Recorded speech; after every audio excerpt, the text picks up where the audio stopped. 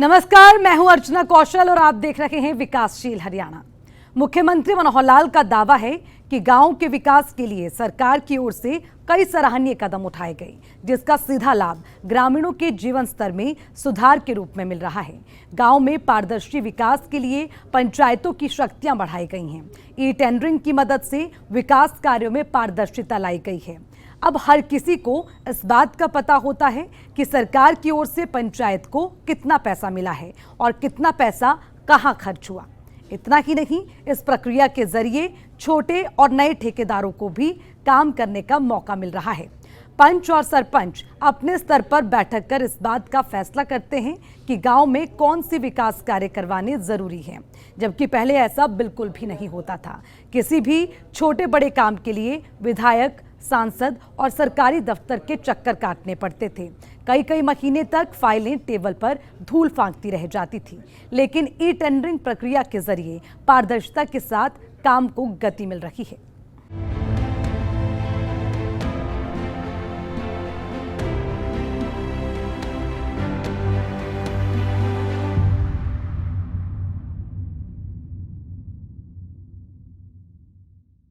हरियाणा की मनोहर सरकार गांव में पारदर्शी विकास के लिए ई टेंडरिंग प्रक्रिया लेकर आई। मुख्यमंत्री मनोहर लाल का मानना है कि इससे पारदर्शिता से प्रतिस्पर्धा और काम में गुणवत्ता के साथ गांव में तेजी से विकास कार्य हो रहे हैं। इतना ही नहीं, मुख्यमंत्री मनोहर लाल ने पंच और सरपंच की मांग पर उनकी मानदेय में बढ़ोतरी भी कर दी है। इसी पर देखिए ये खास रिपोर्ट। मुख्यमंत्री मनोहर लाल कई बार इस बात का जिक्र कर चुके हैं कि बिना गांव के विकास के शहर का विकास संभव नहीं है। लिहाजा पंचायती राज संस्था को मजबूत और पारदर्शी बनाने के लिए ई टेंडरिंग प्रक्रिया की शुरुआत की गई है। अब पंच और सरपंच अपने स्तर पर फैसले लेकर पारदर्शी तरीके से गांव का विकास कर रहे हैं। गांव के विकास के लिए सरकार की ओर से मिलने वाला पैसा कहां और किस रूप में खर्च किया जाना है, खुद सरपंच, पंचायत समिति चेयरमैन और जिला परिषद चेयरमैन आपसी सहमति से तय कर रहे हैं। केंद्र सरकार के काम केंद्र सरकार करती है, प्रदेश सरकार के काम प्रदेश सरकारें करती हैं।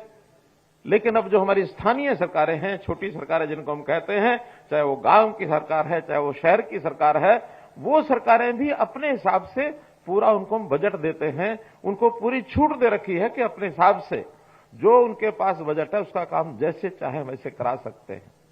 हाँ, केवल उसके ऊपर एक ध्यान रखना पड़ता है कि काम की क्वालिटी अच्छी हुई है, टाइम से काम हो गया और उस काम में कहीं कोई लीकेज नहीं हुई, भ्रष्टाचार नहीं हुआ। अगर इनमें से कोई कमी पाई जाती है तो फिर हम लोग उसमें हस्तक्षेप भी करते हैं। और इसके लिए अब इंजीनियरिंग के जितने काम हैं ऑनलाइन पोर्टल बना दिए गए हैं। कोई भी काम होगा उस पर चढ़ा देंगे, ठेकेदार उसमें आके भरेंगे। छोटे छोटे ठेकेदार भी उसके अंदर आकर के अपना काम भरते हैं। अब सिफारिश उनको नहीं करनी पड़ती कि मुझको ये काम दिला दो। अप्रूवल करने का काम भी सरपंच का है, करने का काम भी वहां एसडीओ, जेई वो सब कराएंगे। लेकिन उस पर पारदर्शिता हो ताकि कोई गड़बड़ ना कर सके उसमें। तो उस पारदर्शिता के कारण से सबको पता रहता है ये काम कितने का है, कितने में कौन कर रहा है। अभी तक जो शिकायतें मिलती थी कि साहब काम तो ये 10 लाख का है, खर्च इस पर 20 लाख हो गया, काम तो ये 50 लाख का, खर्च इस पर 75 लाख हो गया। अब जनता उसके ऊपर ध्यान रखेगी या जो जानकार लोग हैं वो उस पर ध्यान रखेंगे कि हमारा जितना पैसा होता है वो सारे का सारा लगना चाहिए। एक समय ऐसा था जब हमारे एक भूतपूर्व प्रधानमंत्री, अब तो स्वर्गीय हैं, वो कांग्रेस के जमाने की 1990-91 की बात बता रहा हूं आपको, वो कहते थे कि हम ऊपर से 1 रुपया भेजते हैं, नीचे आते आते 15 पैसे रह जाते हैं, 85 पैसे गायब हो जाते हैं। मैं राजनीति की बात नहीं कर रहा, लेकिन एक व्यवस्था में जो दोष ये उस समय ध्यान में आता था। बल्कि हम तो पूछते थे ऊपर भी सरकार आपकी है, नीचे भी सरकार आपकी है, बताइए तो सही है 85 पैसे ये जाते कहां हैं। अब उसको रोकने के लिए हमने ऐसे काम किया कि सब जितना 1 रुपया ऊपर से भेजेंगे तो 99 नहीं, पूरा 1 रुपया नीचे तक जाएगा, बीच में रुक ही नहीं सकता क्योंकि ऑनलाइन सारी पेमेंट हो रही है। जितना पैसा जिसको दिया जाता है उसके खाते में जाता है। तो ये बीच में गड़बड़ करने वाली सिस्टम कमजोर हुए, खत्म हुए हैं। ये गड़बड़ अब होने की कोई गुंजाइश बची नहीं है। तो इस प्रकार से ये सरकारें भी हमारे काम करती हैं।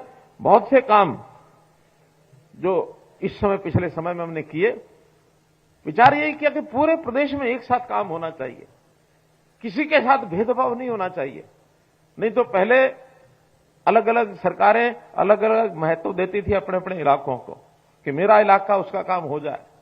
हम कहते नहीं, सारा काम हरियाणा का पूरे का एक साथ होना चाहिए, कोई भेदभाव नहीं होना चाहिए। गांव के विकास के लिए ई टेंडरिंग प्रक्रिया के पीछे मुख्यमंत्री मनोहर लाल का मानना है कि पहले गांव के विकास के लिए फाइलें टेबल पर धूल फांकती रहती थी, लेकिन अब ऐसा नहीं है। गांव के विकास के लिए सरकार की ओर से जारी एक एक पैसा स्थानीय जनप्रतिनिधि अपनी मर्जी से खर्च करने को लेकर स्वतंत्र है। सरपंचों के खर्च की सीमा 2 लाख से बढ़ाकर 5 लाख रुपए कर दिया गया है। 5 लाख से ऊपर के काम ई टेंडरिंग से किए जा रहे हैं। कोटेशन के काम की मैक्सिमम लिमिट 25 लाख रुपए कर दी गई है। छोटी पंचायतों का पैरामीटर अलग किया गया है।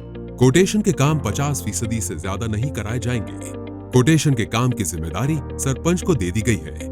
इतना ही नहीं, मनोहर फैसले में 1 अप्रैल से सरपंचों का मानदेय 5,000 रुपए कर दिया गया है। वहीं पंचों का मानदेय 1,600 रुपए किया गया है। सरपंचों और पंचों को डीए की मंजूरी भी दी गई है। बिजली के बिलों पर 2% का कर भी पंचायत को मिलेगा। साथ ही संपत्ति की बिक्री का 1% पैसा ग्राम पंचायतों को मिलेगा। छोटी पंचायतों में 20 लाख तक के प्रस्ताव पर 5 लाख रुपए छोड़े जाएंगे।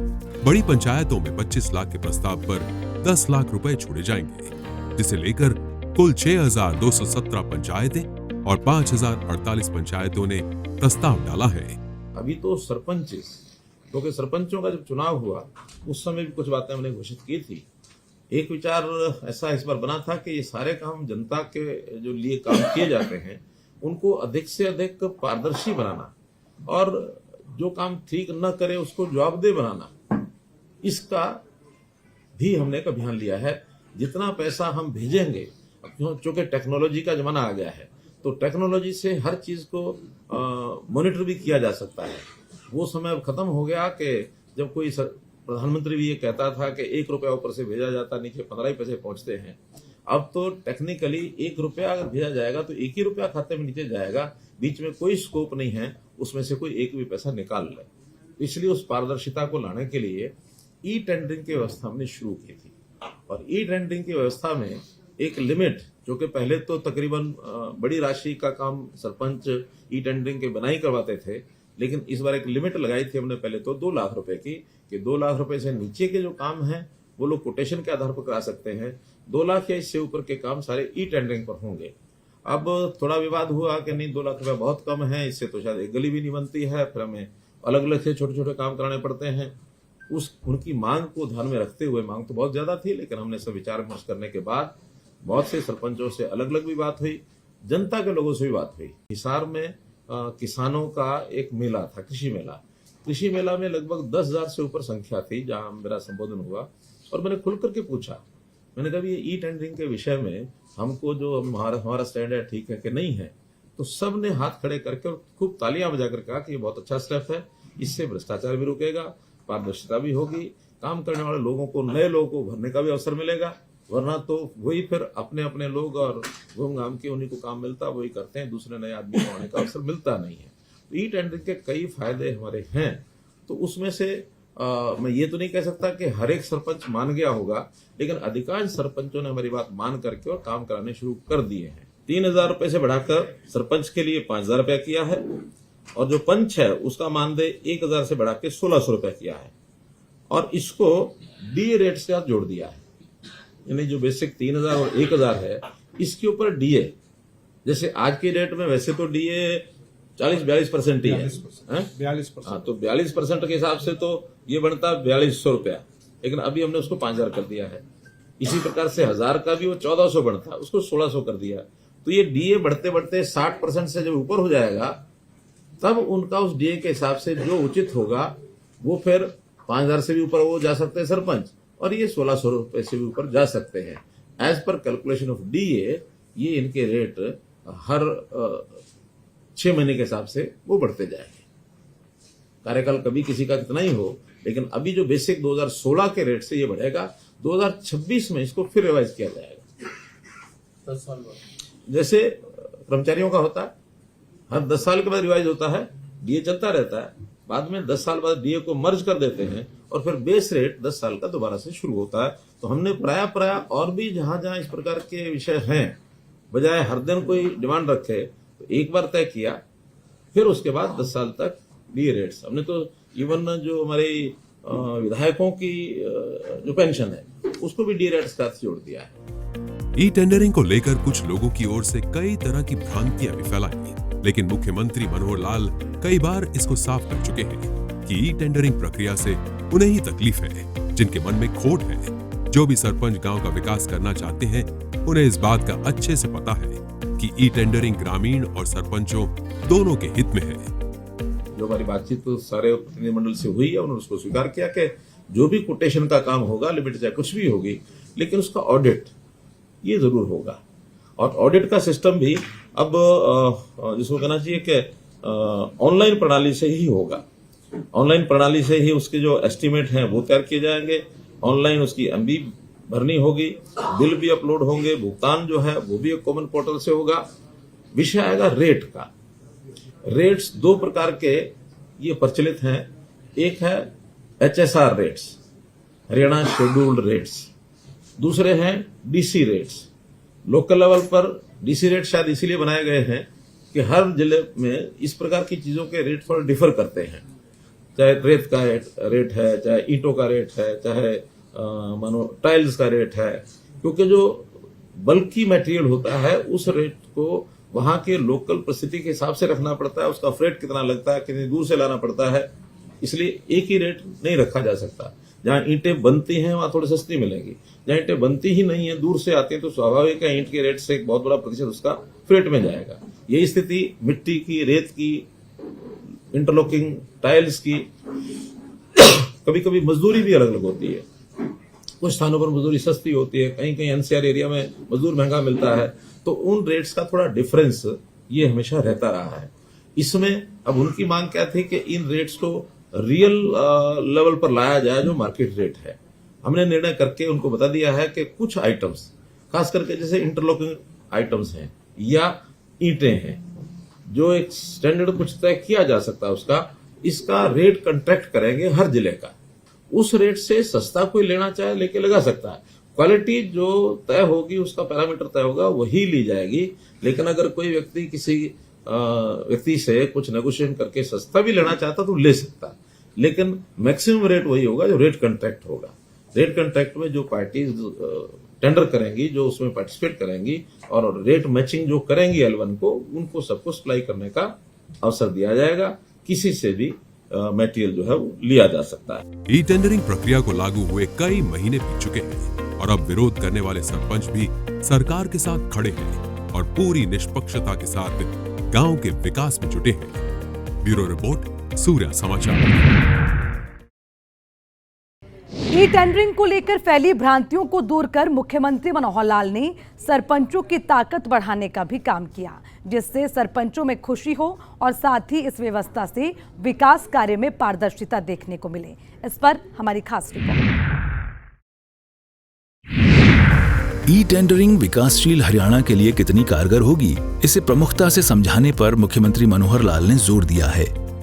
पंच सरपंचों के खर्च की लिमिट बढ़ाने के साथ ही मुख्यमंत्री मनोहर लाल ने सरपंचों की ताकत बढ़ाने का काम किया है। हरियाणा के मुख्यमंत्री मनोहर लाल ने सरपंचों को एक बड़ा तोहफा देते हुए ग्राम सचिव की एसीआर लिखने का अधिकार भी सरपंचों को दे दिया है।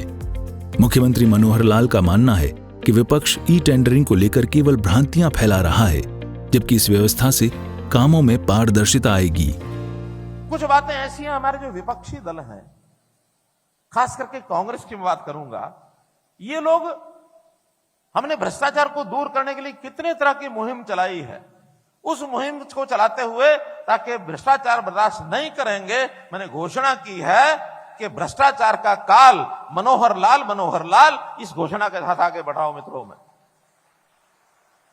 चाहे वो परिवार पहचान पत्र के माध्यम से, चाहे दुनिया भर के हमने सारे पोर्टल बनाए हैं और ये क्या कहते हैं, हम आएंगे तो परिवार पहचान पत्र को समाप्त कर देंगे, हम आएंगे तो ये जितने भी पोर्टल हैं इनको हम समाप्त कर देंगे।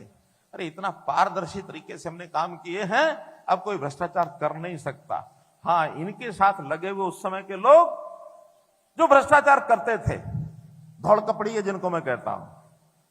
दलाल जगह जगह इनके साथ घूमते थे, लोगों को लेके जाते थे चंडीगढ़, आओ तुम्हारा काम करा के लाएंगे। किसी से 2000 निकाल लिया, किसी से 5000 निकाल लिया, जेब से पैसे निकालते थे। अब वो सारे बेरोजगार हो गए हैं और ये कहते हैं बेरोजगारी बढ़ गई है।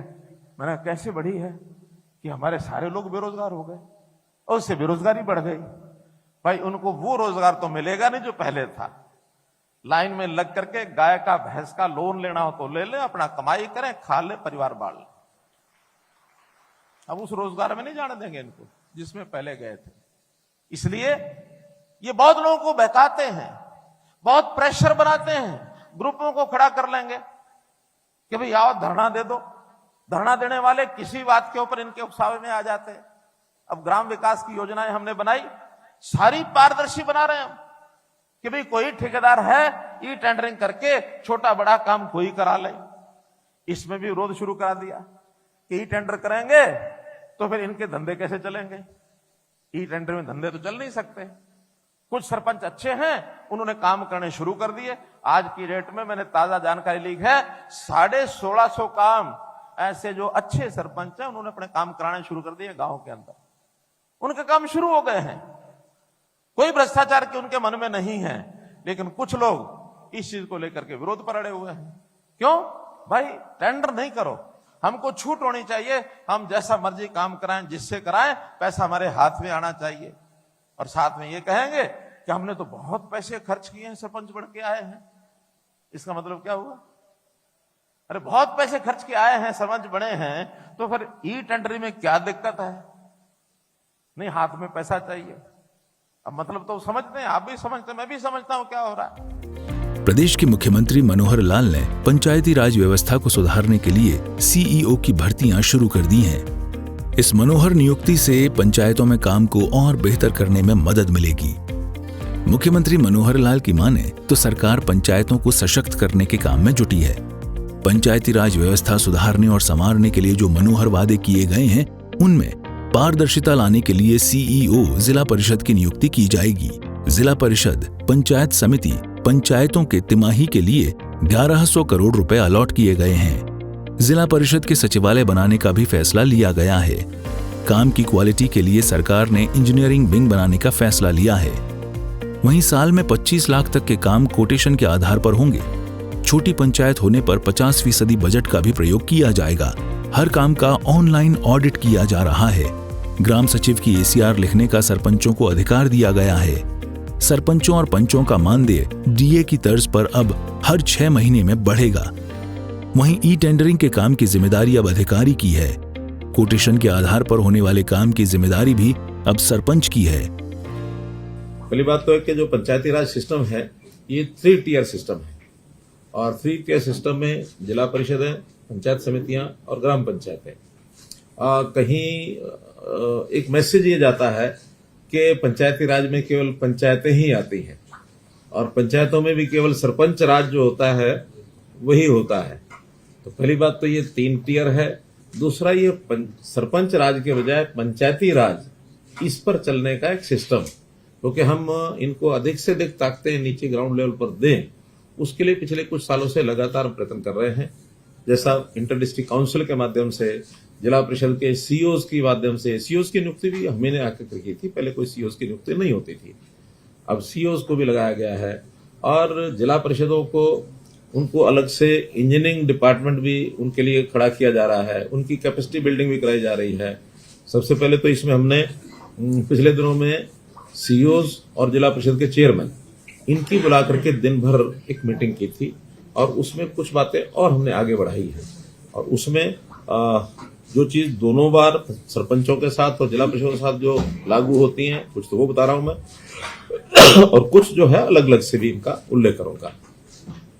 जैसे एक तो जब से चुनाव हुआ लगभग 1 क्वार्टर का समय शेष था, क्योंकि नवंबर में शायद चुनाव हुए थे, दिसंबर आते आते इनका ओथ हुई थी, तो जनवरी से लेकर और मार्च तक ही काम के समय बचते थे। फिर भी हमने जो एसएफसी का लास्ट क्वार्टर का पैसा है, उससे भी ज्यादा पैसा, कुल 1100 करोड़ रुपया इनको एलोकेट किया था तीनों को, जिसमें जिला परिषदों का 110 करोड़ रुपए था और पंचायत समिति का 165 करोड़ रुपया और पंचायतों का 850 करोड़ रुपया। तो ऐसा ये 1100 करोड़ रुपए की राशि हमने भेजी थी। इस राशि को SNA अकाउंट उसके अंदर जमा कराया गया था। SNA अकाउंट एक ज्वाइंट अकाउंट होता है और उस ज्वाइंट अकाउंट में से ही और ये लोग अपने अपने काम के हिसाब से उसमें से पैसा ये निकाल सकते हैं। जो काम हो जाएंगे या जिनके टेंडर हो जाएंगे उसका पैसा उसमें रिजर्व हो जाता है। और उसमें जिला परिषदों को हमने कई जो उस दिन निर्णय किए हैं, पहला तो हर जिला परिषद का अलग से अपना कार्यालय होगा 22 के 22। अभी कहीं ADC कार्यालय में बैठते थे, कभी DC कार्यालय में 2 कमरे होते थे, कहीं कहीं कोई किराया पर लेके रखते थे। लेकिन हमने हर एक जिला परिषद का अलग से कार्यालय हो, CO वहां सरकारी अधिकारी बैठेगा और जिला परिषद चेयरमैन वाइस चेयरमैन उनका अपना एक वहां सिस्टम होगा। मीटिंग्स वहां करेंगे, उनका स्टाफ वहां बैठेगा। तो ये सारा एक विषय किया गया है। हरियाणा के मुख्यमंत्री मनोहर लाल ने जिला परिषद को और भी सशक्त किया है। तिमाही के लिए अलॉट 1100 करोड़ रुपए में जिला परिषद को 110 करोड़, ग्राम पंचायत के लिए 165 करोड़, पंचायतों के लिए 850 करोड़ रुपए अलॉट किए गए हैं। विकास को बढ़ावा देने के साथ काम में पारदर्शिता लाने के लिए मनोहर सरकार गांवों में कराए जाने वाले कामों की ऑडिट करवाएगी। मुख्यमंत्री मनोहर लाल बता चुके हैं कि जिला परिषद के CEO और चेयरमैन की मीटिंग अलग अलग से होगी और हर 3 महीने में जॉइंट मीटिंग होंगी ताकि किए गए विकास कार्य का मूल्यांकन किया जा सके। और अब हम हर महीने में जिला परिषद के जो CEOs हैं और चेयरमैन हैं उनकी मीटिंग अलग अलग से होगी और हर 3 महीने में एक ज्वाइंट मीटिंग इनकी हुआ करेगी ताकि इनके काम का एक मूल्यांकन ये समय समय पर लगातार हम करते रहें। क्योंकि हम चाहते हैं कि जो काम अभी तक यानी प्रदेश सरकारों के डिपार्टमेंट्स के माध्यम से ही इनिशिएट किए जाते थे, लेकिन इकाइयां बहुत हैं, 6220 पंचायतें हैं, 150 के लगभग ब्लॉक्स हैं, 22 हमारी जिला परिषद हैं। तो इतने बड़े इकाइयों के काम को डिसेंट्रलाइज करके जितना ज्यादा कराएंगे उतना सेवाओं का लाभ जनता को अधिक मिलेगा। इसी प्रकार एक हमारी पंचायत समिति को लेकर के भी अलग से बैठक होनी है। उनको भी कुछ काम जो हमने विचाराधीन है लेकिन फाइनल करेंगे तो आपको बताएंगे। चाहे वो विकास के काम हो, चाहे वो सामाजिक जीवन के स्तर को ऊंचा करने की बात हो, चाहे लोगों के आर्थिक स्तर को ऊंचा करने की बात हो, चाहे रोजगार देने की बात हो, चाहे इस प्रदेश के लोगों को प्रदेश के प्रति सोचने का जो एक गौरव उत्पन्न होना चाहिए कि मेरा हरियाणा गौरवशाली हरियाणा, मेरे मन में हरियाणा वासी होने का भाव ये जागृत हो। तो आपको याद होगा हमने एक नारा दिया था, हरियाणा एक हरियाणवी एक। हरियाणा एक हरियाणवी एक का अर्थ यही था कि हम सब हरियाणवी बन के सोचें, अपने प्रदेश के साथ जुड़ करके रहें। तो हमने कितने उसमें काम किए। अब जैसा विचार आया पंचायती राज का, पंचायती राज व्यवस्थाएं पहले भी थी लेकिन हमने आने के बाद कई परिवर्तन किए उसमें, और बड़ा परिवर्तन उसमें आपको ध्यान में है, ये पंचायतें पढ़ी लिखी होनी चाहिए। एक नियम कानून बनाया, उस कानून को लोगों ने चैलेंज किया, विपक्षी लोगों ने उसके ऊपर प्रश्न चिन्ह खड़े किए, आखिर वो हाई कोर्ट में, उसके बाद सुप्रीम कोर्ट में 45 दिन की सुनवाई के बाद सुप्रीम कोर्ट ने कहा कि हरियाणा का ये कानून बेहतर है, न केवल हरियाणा बल्कि दूसरे प्रदेशों को भी इसको लागू करना चाहिए। पंचायतों को मनोहर विकास के साथ मनोहर सौगात देने का काम हरियाणा की सरकार ने किया है। विकास कार्यों की मीटिंग से हर पहलुओं को जांचा और परखा जा सकेगा। तो वहीं मनोहर सरकार ग्राम सभा से भी फीडबैक लेने का काम करेगी। गांवों की गुणवत्ता के लिए बनाई गई क्वालिटी टेस्ट टीम से सुधार आएगा। सरकार की प्रमुखता है कि इन बिंदुओं से प्रदेश में मनोहर विकास को धार मिल सके, रफ्तार मिल सके। ब्यूरो रिपोर्ट, सूर्य समाचार। मुख्यमंत्री मनोहर लाल कई बार इस बात का जिक्र कर चुके हैं कि कुछ राजनीतिक लोग ई टेंडरिंग को लेकर भ्रांतियां फैला रहे थे, लेकिन धीरे धीरे अब सभी सरपंच और ग्रामीणों को इस बात का एहसास हुआ कि ई टेंडरिंग प्रक्रिया से काम में पारदर्शिता आई है। विकासशील हरियाणा में फिलहाल के लिए इतना ही। मुझे दीजिए इजाजत। नमस्कार।